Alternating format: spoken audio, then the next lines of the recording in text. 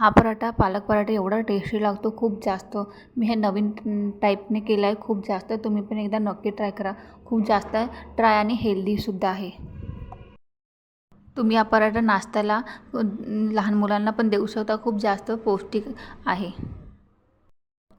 त्यासाठी चांगल्या प्रकारे स्वच्छ पाण्याने पालक धुवून घ्यायचे. चांगल्या प्रकारे बारीक कापून घ्यायचे त्या पालकला. आणि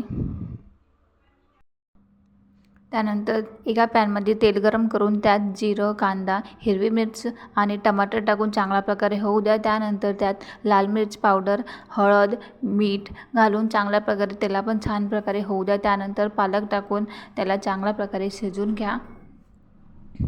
गरम करून घ्या. चांगल्या प्रकारे शिजवून घ्या.